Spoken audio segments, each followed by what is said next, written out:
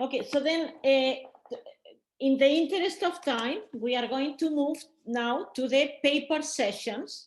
So I wanted to share the program with you, but seeing that we are a little bit tight with time, we'll go directly to the paper sessions.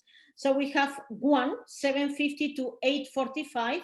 So I'm moving from being with my boss, that is Andrew Caroli, because he overviews not only the faculty, but also the institute. So he evaluates my institute every year, to actually my former boss, Hugh from INSEAD, who was the chair of the strategy department where I was before.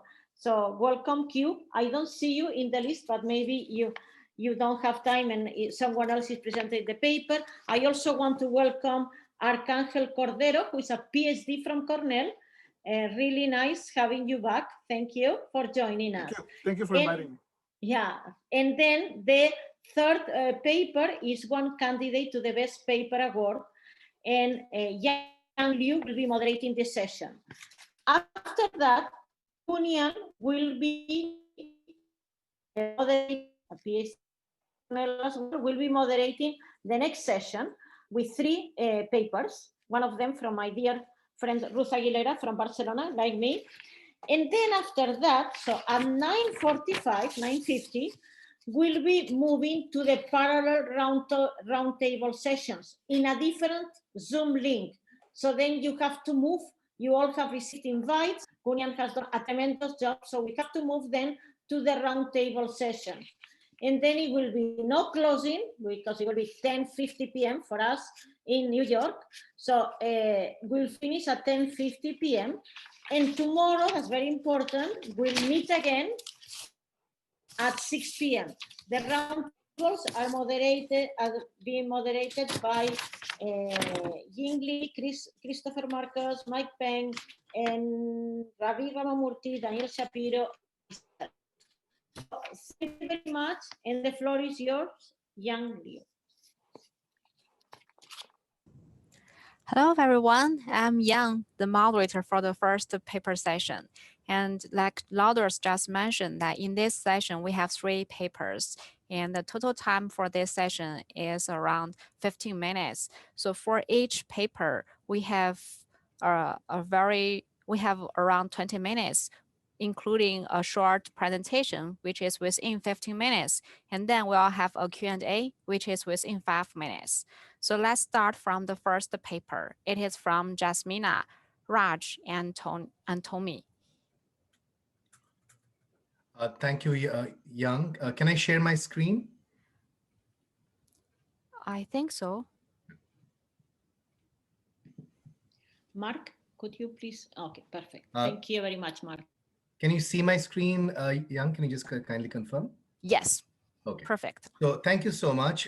So this is joint work with 2 amazing co-authors who I believe are both on the call. Jasmina Chauvin at Georgetown and Tommy, who's a doctoral student at HBS. My name is Raj Chaudhary, and I'm also at HBS.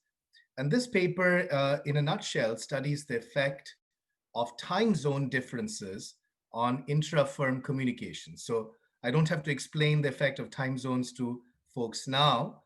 Given the COVID crisis, we are all experiencing this. And we try to estimate causally the effect of temporal distance on intra-firm communication.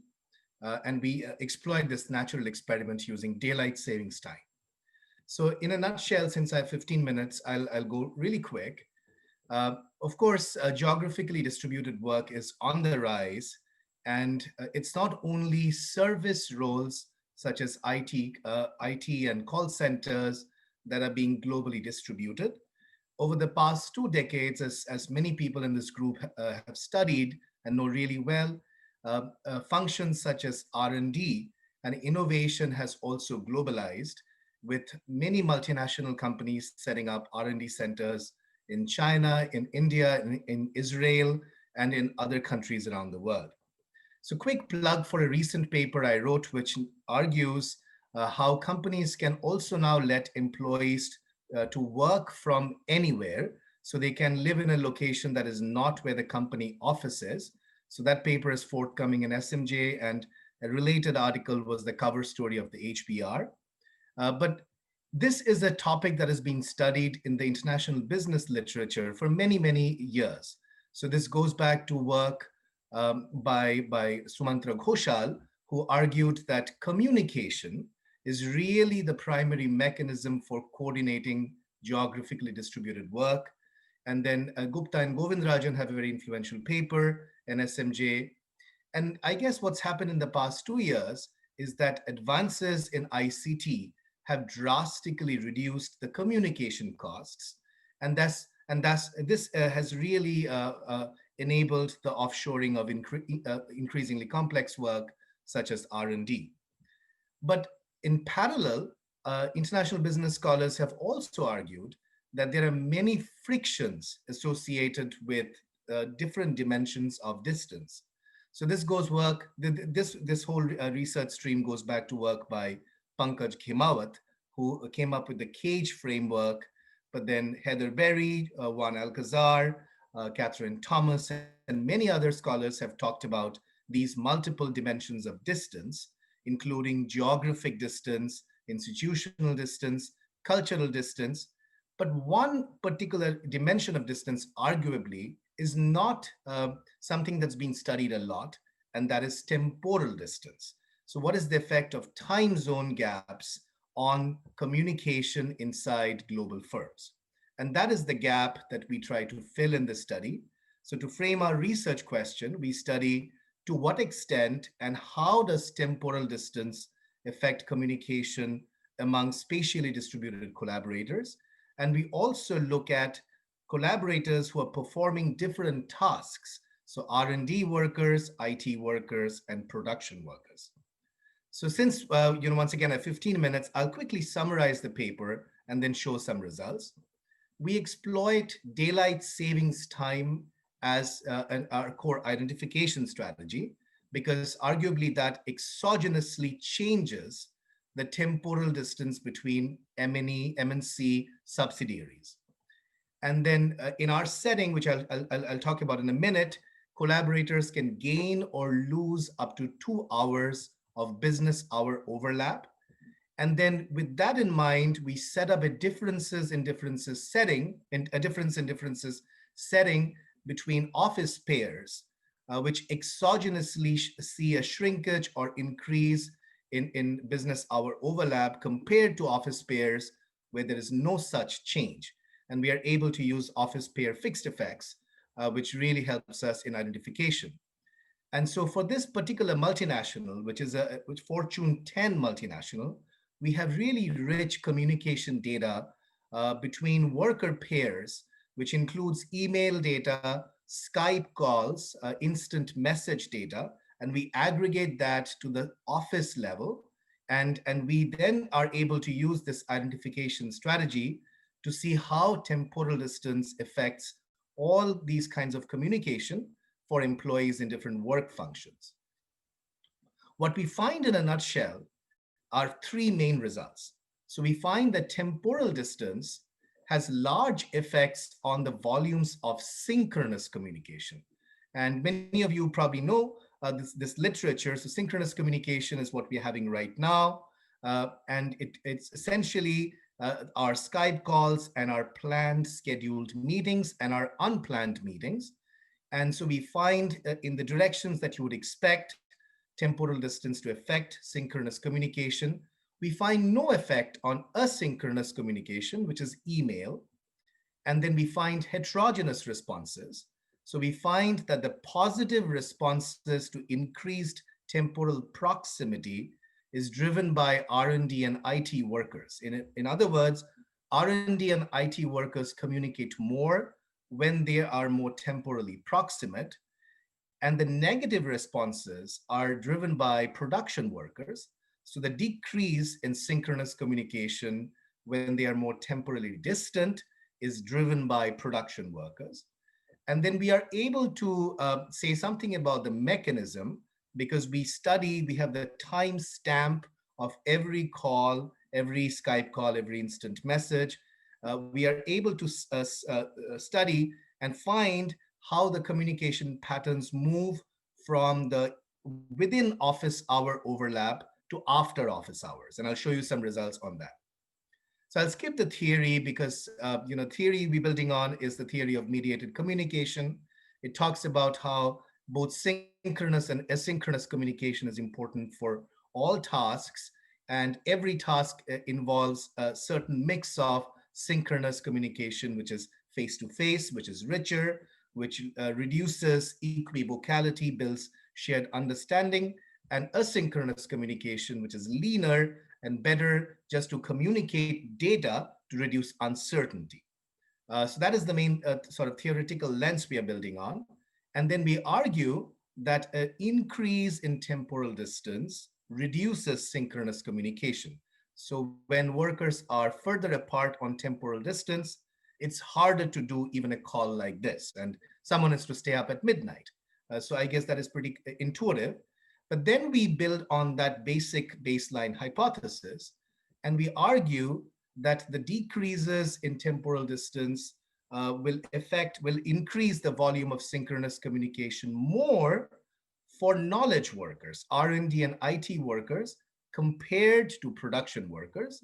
And similarly, an increase in temporal distance will reduce the volume of synchronous communication less for R&D and IT workers compared to production workers. And the basic argument is that R&D and IT workers rely more on synchronous communication compared to production workers. So once again, this is a Fortune 10 multinational. Actually, it's a very large company with 253 offices across 48 countries. We have 12,089 employees in our sample, and the time period is from September 10th to December 3rd. So they're distributed all over the world. We have good variation in the locations and time zones. About 80% of the communication flow is synchronous, and only 20% of the communication flow is asynchronous. So this is the natural experiment. We are exploiting the change of daylight savings and the clocks changing because of that. So it's September 10th to December 3rd. That's our study period. And because of daylight savings, certain office pairs have now less and more overlap of business hours. So this one example of San Francisco and Buenos Aires, they had 6 hours of overlap on September 1st. And because of the change in clocks, on November 6th, they have 5 hours overlap. And there are many office pairs where there is no change in the business hour overlap. And this is dynamically happening over time. So till week 3, we have a 12-week study. Till week 3, there's no treatment, quote unquote. And then there's both positive treatment and negative treatment. So increase in overlap and decrease in overlap in business hours. And by week 12, about 40% of our office dyads are treated. So 60% of the office dyads see no change in business hour overlap. And then we essentially study the communication patterns between these office dyads before and after the treatment. And we have, most importantly, office pair fixed effects. And so what we find in a nutshell, I won't show you the regression tables, is that when there is an increased distance, when the temporal distance increases, when they are more apart in time zones, the production workers reduce their scheduled meetings. But the IT and the R&D workers basically don't change any communication patterns. On the other hand, when there is decreased distance, when there is the time zone gap is reduced, we find that the R&D workers do more unscheduled calls, unplanned calls, and the IT workers do more scheduled meetings, but the production workers do not exploit that reduced distance. So both our hypotheses, the baseline hypothesis and the heterogeneous effects hypothesis, stand up. And we do a bunch of robustness checks, which you can read in the paper. In terms of mechanisms, I'll just show you 2 results. So we are now looking at the time stamp of the communication, and we are seeing whether the worker or the worker pair really is shifting the communication beyond the close of office hours. So the 2 patterns I'll show you is, the first one here, on the x-axis, this is the temporal distance of a team, the averaged out temporal distance of a team.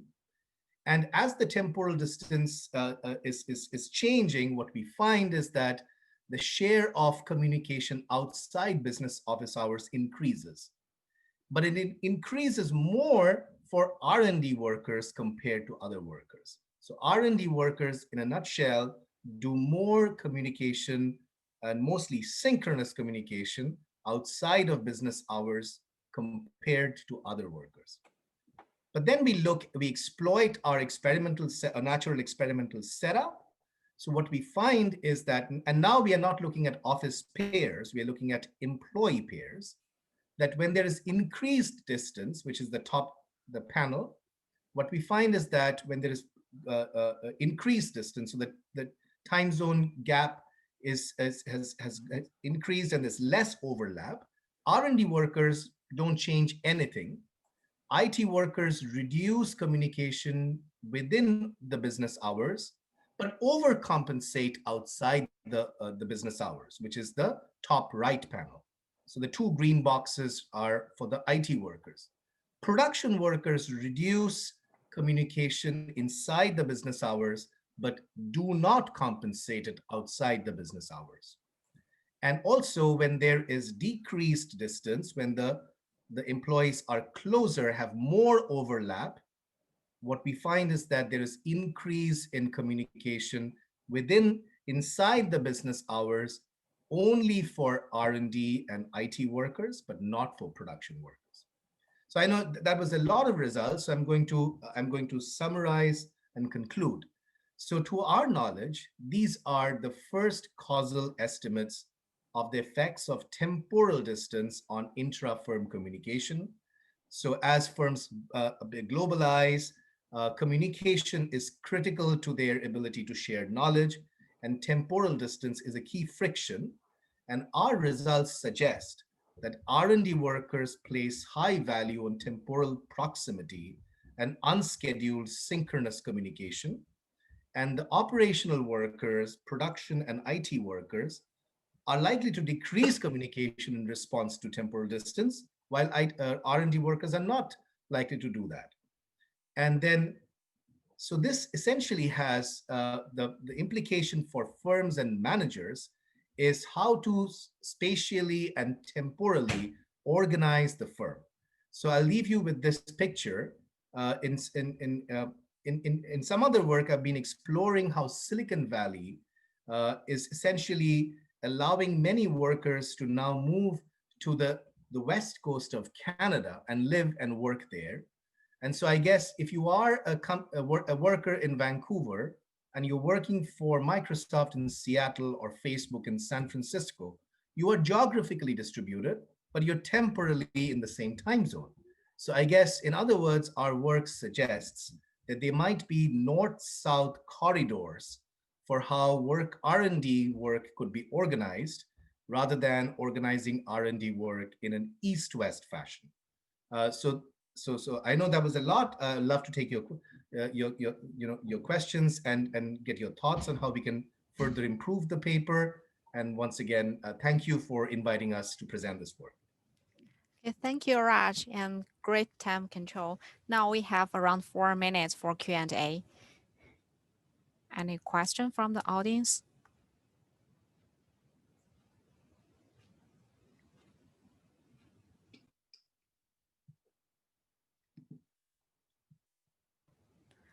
I think Mike has some question. Congratulations. This is one of our finalists for the conference. So I was on the committee that voted on this paper.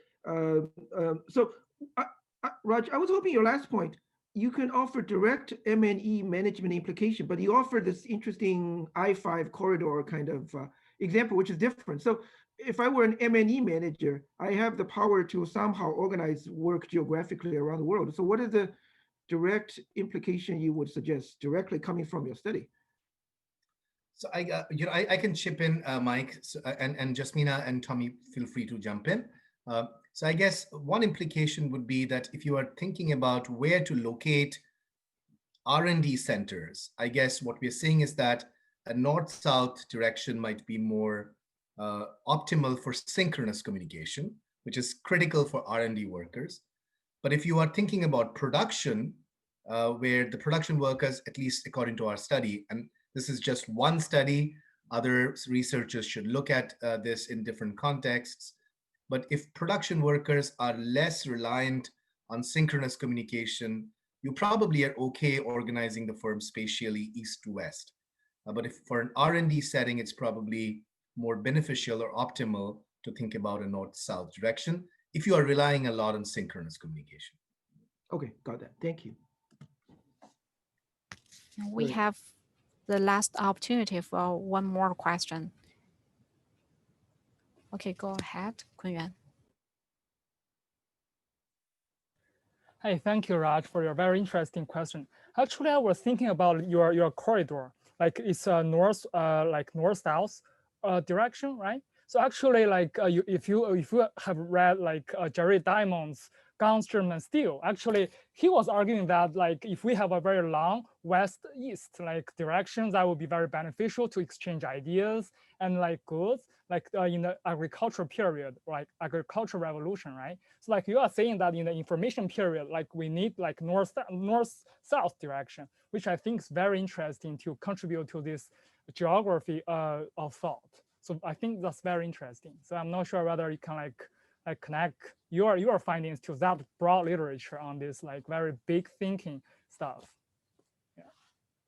Yeah, no, so this is just one paper, and so of course it's just making this contribution about the organization, the temporal organization of workers and units, and the implications for intra-firm communication.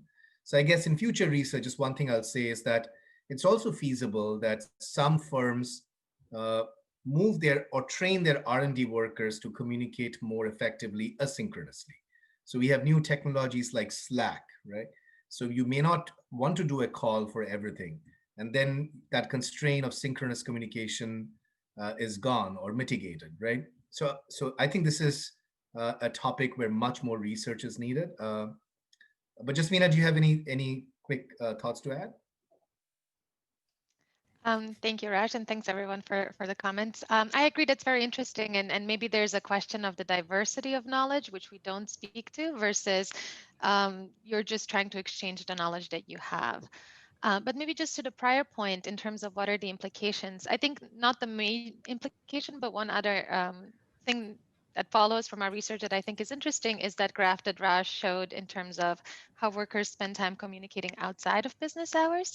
So for me, this fact that if your team is really far from you temporally, you have to communicate 40% of all your communications are outside of business hours has some interesting implications too for employee burnout. And so from a managerial perspective, you just want to make sure that you're aware as a manager that that's what people have to do. And of course, if you think about sort of gender issues or folks with different kinds of situations, you want to be aware of that friction that temporal distance causes.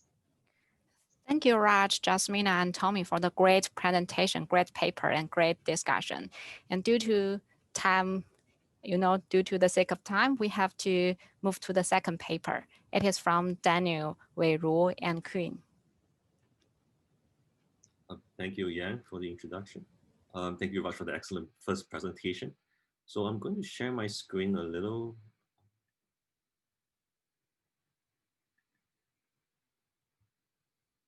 I hope everyone can see this. All right. Yes, Thank perfect. Thank you, Mike, for giving thumbs up as well. So we are moving away from a very quantitative paper, very exogenous natural experiment, to one that's very qualitative. And first of all, thank you very much for this opportunity to present this paper. It's a great pleasure, and good morning from Singapore. So talk about temporal distance. I guess I'm on the other side of the globe.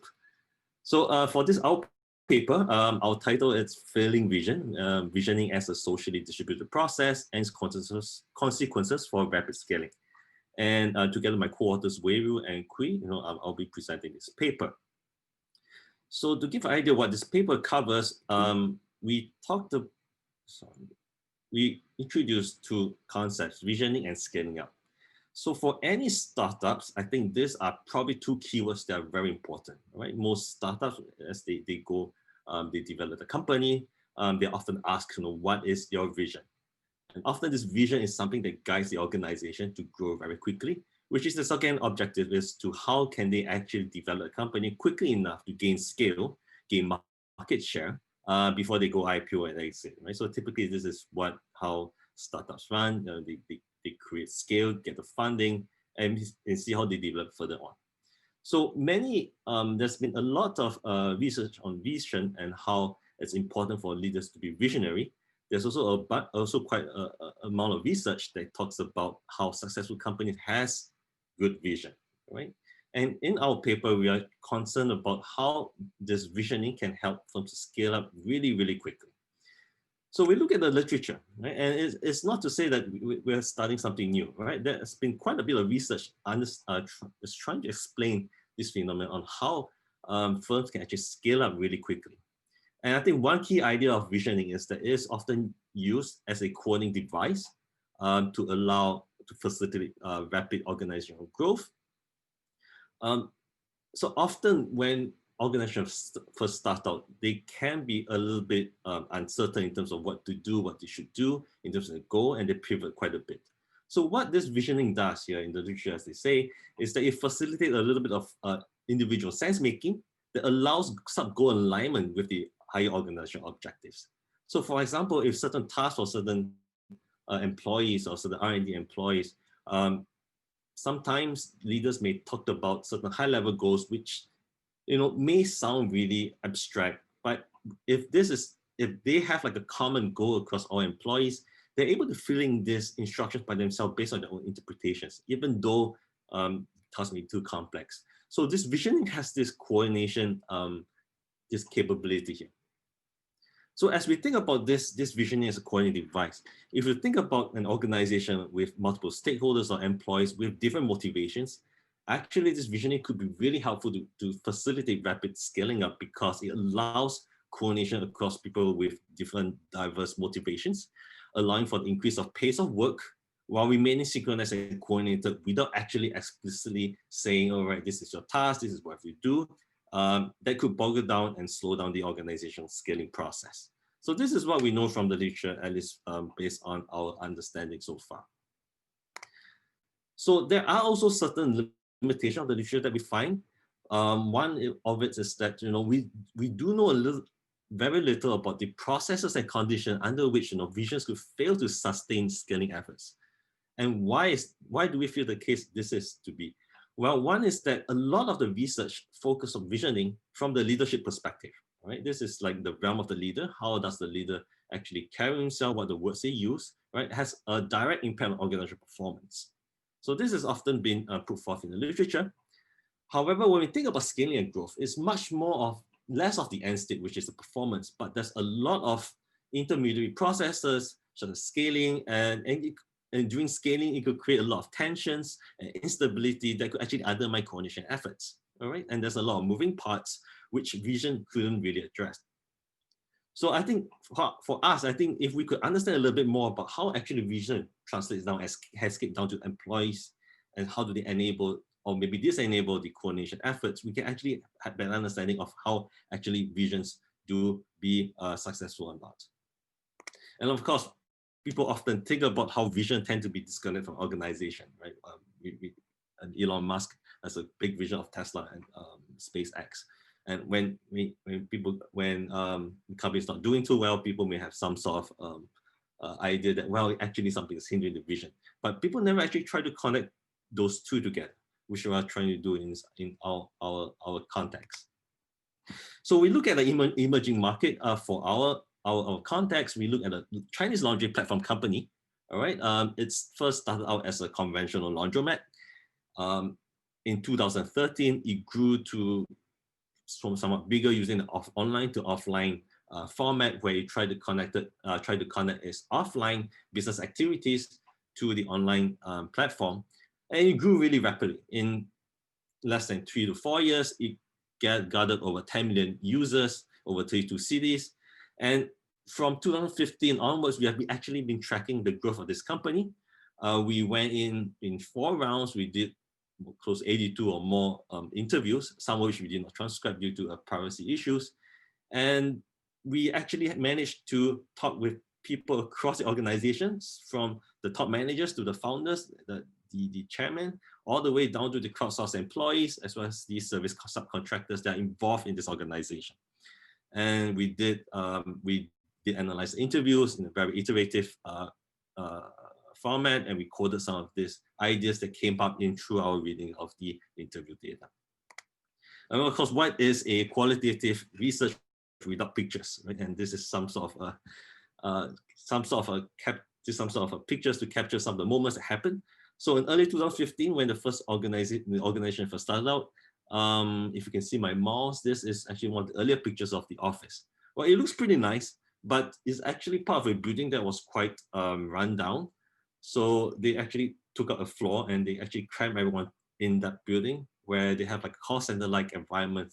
And earlier on, there are a lot of logos and slogans that help build up morale. And these are some of the operations that they were working on. Basically, they're trying to connect the laundromat service to the internet and try to create scale. So they grew pretty quickly, and towards the end of 2016, 2017, they got a new spanking building, right? New office. They have toys over the desk, right? May not be relevant for their work, but it seems like a lot of fun place to be. And this is kind of like a map of cities where they kind of conquered and been there. So they expanded pretty quickly and actually scaled up pretty successfully. So I mean, they got quite a bit amount of funding from the BAT so they are kind of big in the field. But there was this was only the first part of the story. So we did quote the data, and this is kind of the detailed model. Due to time constraint, I won't be able to go through each bit of it, but maybe a more generalized version that this might be more suitable for everyone. So the idea is that we do find visioning play an important part in the scaling up process. This helped a lot in how it developed its company. And it also had a lot of pressures, which subsequently, as you can see from the back end of the model, they had faced a lot of issues, which eventually they stopped scaling up and eventually started scaling down. So I mean, this graph, this diagram may not make too much sense. So I'm just going to explain this in sequence. Hopefully it's a little bit more helpful for everyone. So I think in terms of mechanisms, which we found through our interviews and our sense making of the data, first is that we found that visioning, as the literature posits, facilitated a lot of like coordination, right? And it's a lot of flexible via mutual adjustments. So Minsberg has talked about mutual adjustment in organizations where it's an important mechanism to allow growth and coordination as the organization scale up.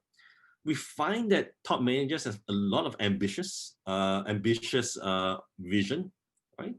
But a lot of it is not only about the leader themselves, but also about stakeholders, employees who had a lot of positive views about who the top managers are, because simply they thought that the managers were experienced and had a lot of foresight about the future for the company.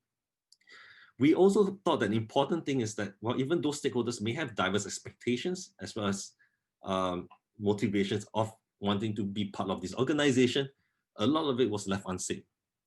So they were quickly keeping a lot of their own personal opinions to themselves. But we found that, part of it, why did they do this, was because of their collective excitement. This suppression of these expectations actually allowed a lot of these mutual adjustments, because by not saying anything, they were able to coordinate on a lot of work considerations and move forward with the organization to scale up. So like what mutual adjustment shows, basically, if a small mutual adjustment means that people and stakeholders, they coordinate one another in a rather informal format where they solve problems and try to grow the organization. However, as the organization started growing, we found that they had a lot of costly maladjustments, meaning it starts to get a little bit difficult to carry on this mutual adjustment mechanisms. And what makes it worse was that the scaling pressures actually start creeping in. A lot of the employees and stakeholders, they had started accumulating a lot of conflict and disappointment. And once that happened, it led to number 3, which is basically we had a decoupling of stakeholders, because they started articulating what they wanted, and they actually had strict time-specific horizons about what they want. For instance, we had a subcontractor initially interested in the whole organization to be part of this platform to devote certain laundry capacity to the organization such that they're able to facilitate users and contractors. Initially, they were like ambivalent about the whole thing, but they did not mention anything to the company in terms of when they expect returns. But when the organization started scaling up, things got a little bit complicated, and they started demanding a lot of clarity on where they should expect their returns to their own part. So the interesting is, while vision actually enabled a lot of flexible coordination when things start not getting going well, people started raising concrete expectations. Top managers were not able to address adequately this disagreement. And they found it very difficult to adjust the vision. And partially it was because due to the rapid scaling, time scarcity, they won't be able to address because everyone had different interpretations of what the vision meant. It makes it really difficult for the top managers, as well as the chairman of the organization, to actually resolve all these issues. So what happened, we observed, is that the chairman and the CEO started avoiding all these issues, right? And they stuck to their vision, which wasn't helping with the situation. And slowly we saw a lot of demobilization of resources. People started to have a lot of political behaviors. And it was a huge drastic change from the initial time when we entered the company, where everyone was lovey-dovey, everyone was so organized, and they were all willing to work overtime. Many days they would stay until 4 a.m. just to get prepared for the next day. But by the time when we about to finish collecting our data, the company half the time was empty, right? Basically, no one was there to support the organization anymore. So it was a huge drastic change despite all the visioning that happened initially. It was a huge contrast, a huge shock for us as well. So I'm just going to go a little bit of discussion now. So maybe what can we take away from this case study that we have? I think one of it is trying to understand visioning as a socially distributed process, as opposed to one that is very limited, that falls under the umbrella of the leadership, or maybe the quality of the message, right? We found that a lot of what stakeholders expect, emotions, and how they react affect how this visioning pan out, impact the consequences for the scaling of the organization. Whereas visioning efforts actually do create a lot of flexibility that allow coordination and very asynchronous type of scheduling that we observed initially. This couldn't be sustained, right? Initially, this was supported by people not wanting to say a lot, so it gives leeway for coordination. But slowly, as conflicts and disappointment set in, we saw a lot of temporal decoupling when people started articulating a lot of what their demands. And this created a lot of inconsistency at the lower level, which makes it very challenging for the organization to achieve its top level goals. So finally, I'd probably like to end, I think given time, I would like to end with the conversation by saying, well, we're taking one step back and say, okay, there are also, what we're trying to cover here is a little bit more of the supply side of the scaling issue. So typically when research talk about scaling organization, we talk about networks and the demand side drivers of growth, but less about how managers and maybe employers, stakeholders manage the scaling process. So we hopefully, our paper also speaks to that side of the literature. And I think this is the last thing that I would like to mention. And thank you. Thank you, Daniel, for the very interesting study. And we appreciate you trying to introduce a lot of details of your study within so short time. But unfortunately, we don't have time for Q&A so far. So we have to move to the third paper. The third paper is from Alex, Archangel, and Rachel. Hello, everyone. I'm going to try to share my screen. Let's see.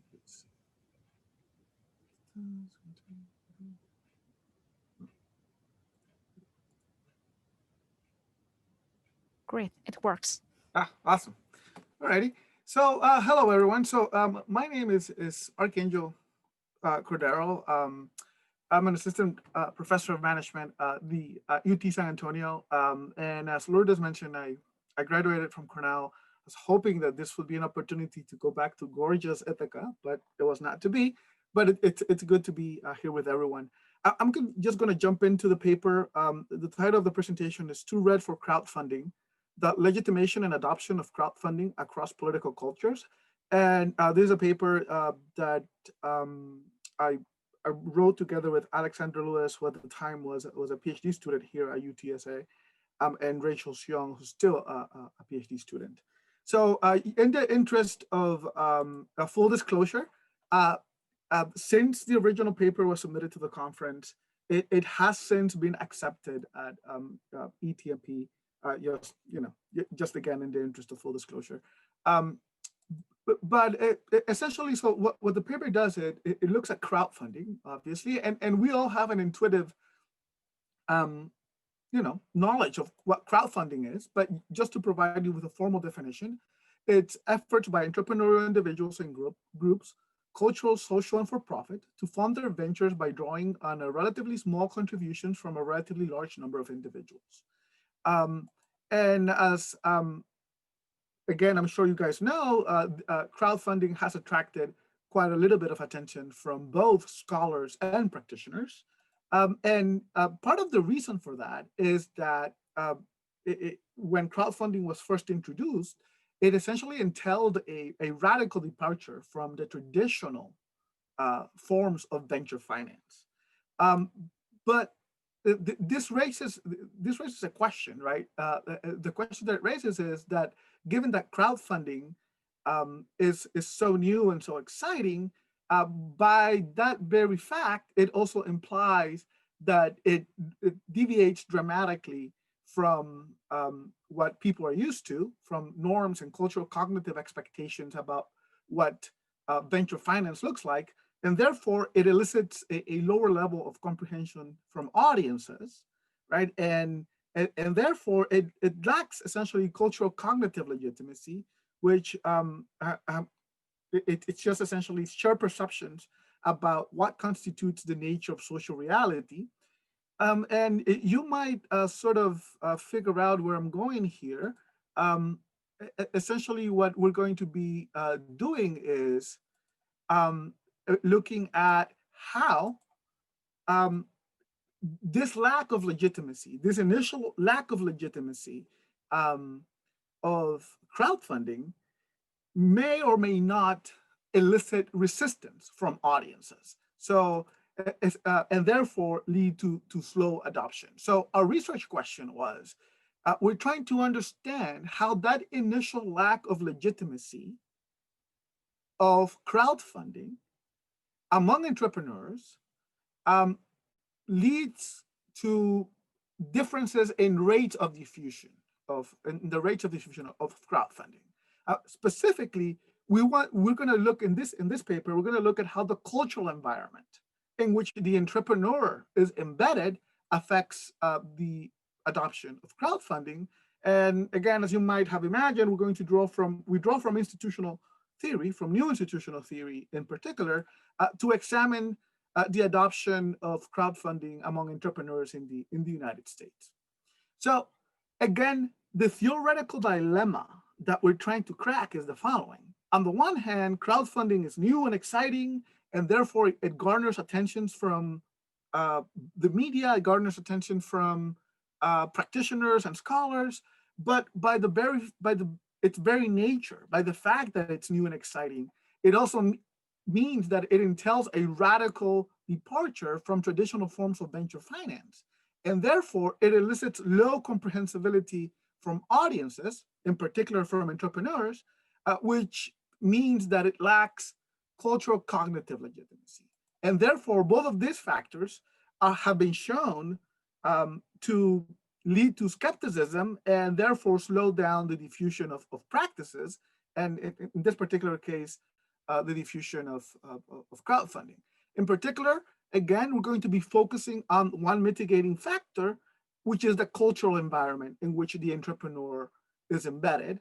And of course, the cultural environment, it's an extremely broad concept, right? And so we have to zoom in some aspect of it. And in particular, we zoom into the political culture in which the individual entrepreneur is embedded. And just the definition of exactly what we mean by political culture is basically the common shared and reinforced political values within a local community. And just to make the point also that political culture tends to be strongly tied to specific geographic regions, as I'm sure we're all aware of just by all the drama that has been playing out this last week, right? How political culture is very regionally, very geographically distributed.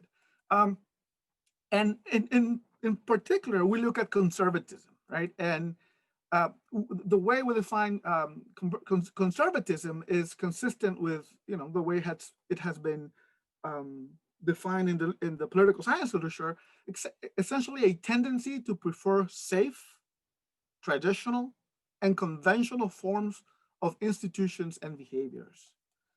And conservatism has been shown to be motivated by a psychological need to reduce uncertainty, and existing research associates it with a resistance to change and a need to justify incumbent social systems, cognitive rigidity, being less open to new things, to experiment, greater adherence to social norms and conventional behaviors, greater sensitivity to deviance, that is sensitivity in the bad way, right? Meaning much more concerns with deviance. And therefore, the implication for this is that because crowdfunding is a very different form it's very different from traditional fundraising approaches, we expect that in more conservative environments, there's going to be a lower adoption of crowdfunding. So that essentially leads us to our first hypothesis, which is essentially a direct effect, a main effect. In more conservative regions, we expect the adoption of crowdfunding as a form of fundraising will be lower in its diffusion than in less conservative regions. So again, we feel that's a pretty straightforward hypothesis. The idea again being conservatism entails a preference for what is known, as opposed to a preference for new things. And because crowdfunding entails a substantial departure from traditional understandings of what venture funding looks like, in more conservative environments, it's going to be adopted less. So hopefully that's pretty straightforward. However, implicit in our argument, actually quite explicit in our argument, is the idea that the reason why conservatives would adopt crowdfunding to a lesser extent than those who are less conservative, it's because of the low legitimacy of the practice, right? In other words, if it's true that conservatives care more about legitimacy, then it should be true that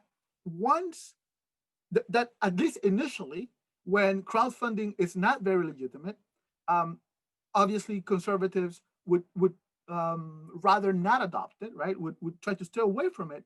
But it stands to reason. It stands to reason that as crowdfunding gains legitimacy, then because of their fondness for legitimacy, for legitimate practices and legitimate behaviors, conservatives would actually prefer to adopt crowdfunding in a disproportionate way when crowdfunding achieves some sort of legitimacy.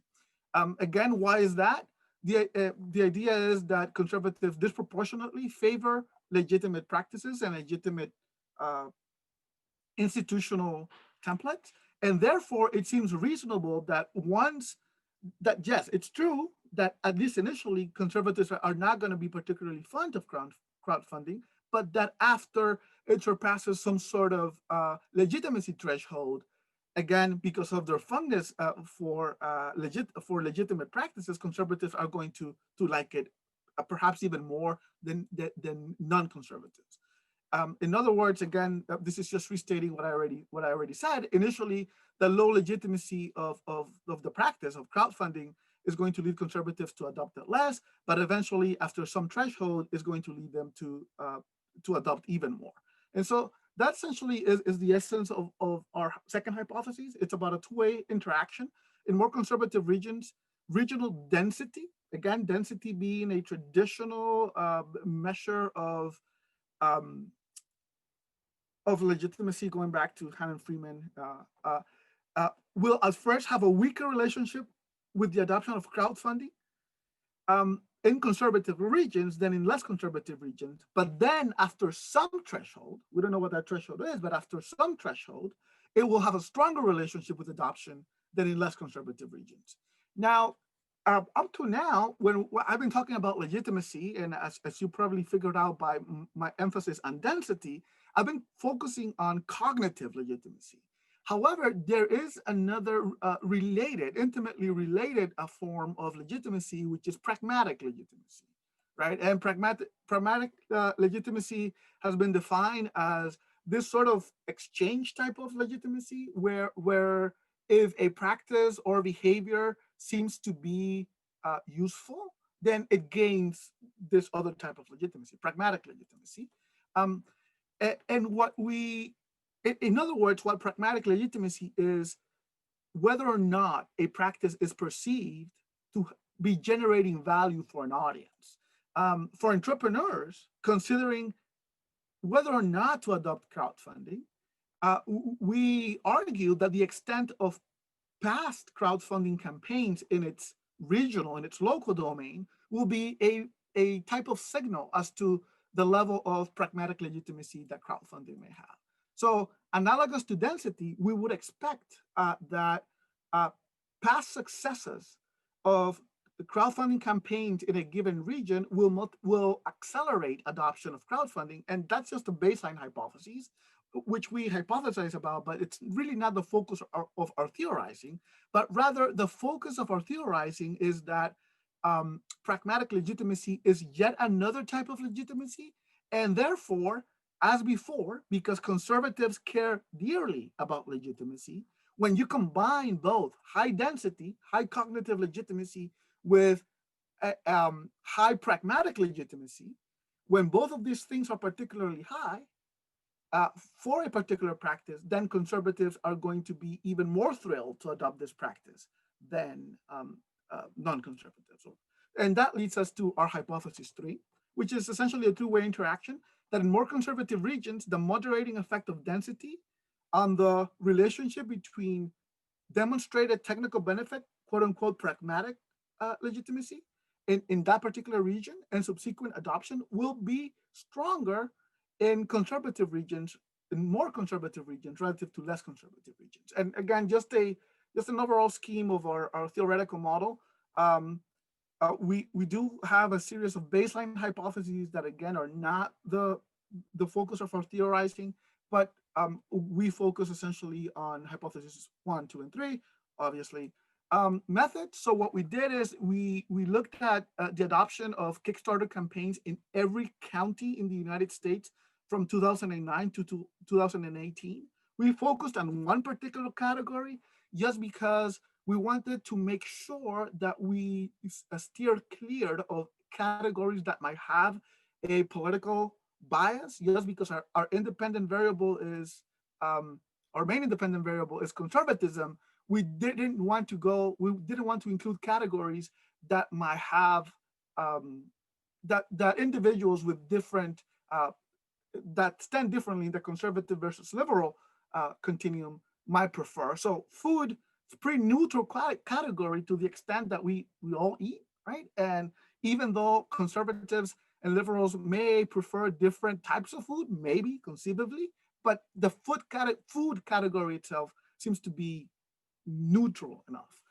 We collected that data from a variety of sources, including Kickstarter, the Harvard Election Archive, and the US Census Bureau.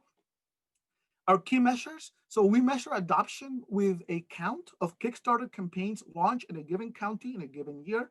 Political conservatism, we use the percentage of conservative votes cast in a county during the last presidential election, the most recent one. Crowdfunding density is just the cumulative count of all previous Kickstarter campaigns launched in a particular county in a given year. Again, not including the current year, but the prior year. Demonstrated technical benefits is the count of all previously successful Kickstarter campaigns launched in a given county. And in terms of control variables, we used the population, the size of the county, percentage of the population living under poverty, unemployment rate, number of restaurants. Again, just because it's the food category that we're looking at, so it stands to reason that that probably was a good control variable. Internet penetration in the particular county in a given year, the number of small business loans to control for alternative sources of financing, year effects, county random effects, empirical estimation. Our DV is a count variable and it's over dispersed, and therefore we use a negative binomial model. But in fact, what we did is we did that in the context of a system of 3 simultaneously estimated equations in an effort to account for endogeneity, basically. Results, in terms of results, our hypothesis 1 was supported, and essentially lower adoption. There was lower adoption of crowdfunding in conservative regions. Our hypothesis 2 was also supported in the sense that, as you can see from this graph, when conservative culture is high initially, given a level of density, and density is low, meaning, again, our proxy for cognitive legitimacy, there's a lot less adoption than in less conservative regions. But after, this is interesting, after some threshold, there's actually more adoption in conservative regions. And this is supportive of our insight that because conservatives care more for legitimate practices, initially when the practice doesn't have a lot of legitimacy, they adopt it less. But after it garners a sufficient critical mass and it's legitimated, then they actually like it a lot more because it conforms to the idea of, to the values, right, of what being a conservative is. And the 3-way interaction was also supported. Essentially, the idea that if you have both a high level of cognitive legitimacy and a high level of pragmatic legitimacy, in combination, that makes adoption by conservatives even more, it accelerates adoption by conservatives. Contribution, well, first contribution is to the literature on crowdfunding. Essentially, there's been calls to understand how the greater institutional environment in which crowdfunding takes place affects it, and our paper speaks to that. Specifically, it speaks to political culture as an antecedent of crowdfunding adoption. It also speaks to institutional theory. Essentially, research on institutional agency tends to occur at the organizational field level, but there have been calls both to better understand the local environments in which these organizational fields might themselves be embedded, and both at the local level, but also at the more macro level, at the societal level, right? So arguably conservatism is it's an institution, right, that permeates the field itself, and therefore we contribute to institutional theory in that way. So thank you, and if you have any feedback, that's in my email. I would be happy to hear your thoughts. Thank you, Archangel, for the interesting study, and congratulations on the great news regarding this paper. Thank you.